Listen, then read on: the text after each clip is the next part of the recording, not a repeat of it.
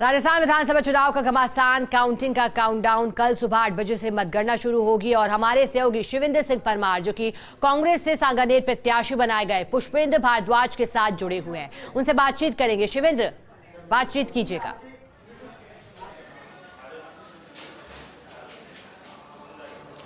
बिल्कुल, कल राजस्थान की तस्वीर साफ हो जाएगी कि राजस्थान में किसकी सरकार बन रही है और कौन से प्रत्याशी को विजयश्री मिल रही है। नतीजों से पहले सभी जो प्रत्याशी हैं वो इंतजार में हैं कि कब आज की रात खत्म हो और कल का सवेरा हो। हमारे साथ पुष्पेंद्र भारद्वाज हैं जो सांगानेर से कांग्रेस के प्रत्याशी हैं। पुष्पेंद्र जी, कितने आश्वस्त हैं आप अपनी जीत को लेकर?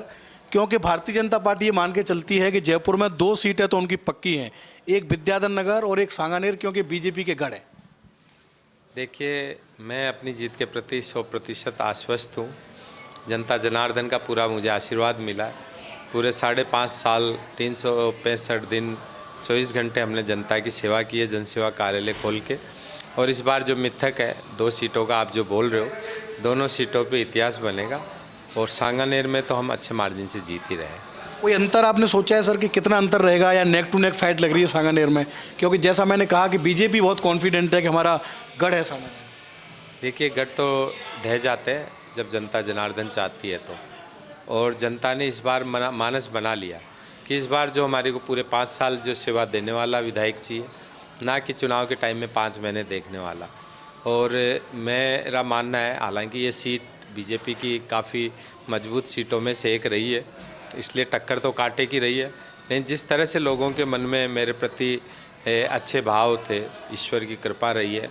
और अगर वो आम जनता के भाव वोटों में तब्दील होते तो हम बहुत अच्छे मार्जिन से जीतेंगे। ये जो संकल्प था आपका, हम देख रहे हैं कि आपने पूरा जो कैंपेन है वो बिना शूज और चप्पल पहने किया, तो काफ़ी पैरों में तकलीफ हुई आपके। कब आप सोच रहे हैं कि अब पैरों में वापस चप्पल पहनेंगे? देखिए, ये मैंने जो प्रण लिया था महायज्ञ के सामने, यज्ञ की वेदी के सामने, कि इलेक्शन के रिजल्ट आने तक मैं चप्पल जूते नहीं पहनूंगा।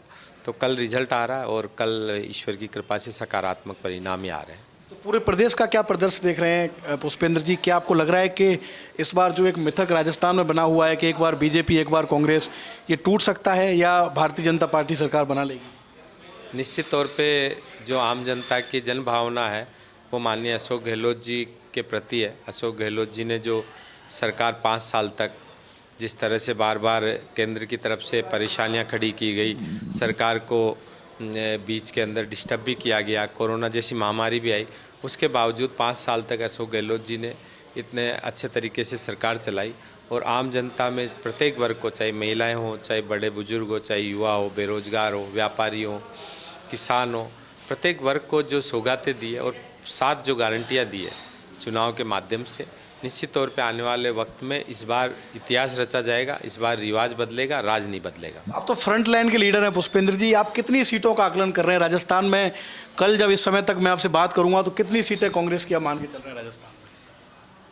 आप मान के चलिए 110 से ज़्यादा सीटें कांग्रेस जीतने जा रही है। तो पुष्पेंद्र भारद्वाज मंत्री बनेंगे अगली सरकार में? देखो, MLA तो जनता मुझे बनाएगी, बाकी पार्टी आलाकमान जो भी निर्णय लेगा वो हम लोगों को मानना है।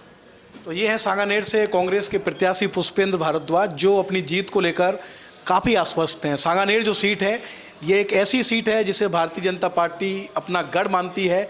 इस बार जो प्रत्याशी थे वो भजनलाल शर्मा थे और पुष्पेंद्र भारद्वाज का कहना है कि उन्होंने जो 5 साल लोगों के बीच में रहकर काम किया, इसका उनको फ़ायदा मिलेगा और उनकी जीत सांगानेर से पक्की है। कैमरामैन राकेश के साथ Shivendra Pratap Singh Parmar, first India news, Jaipur.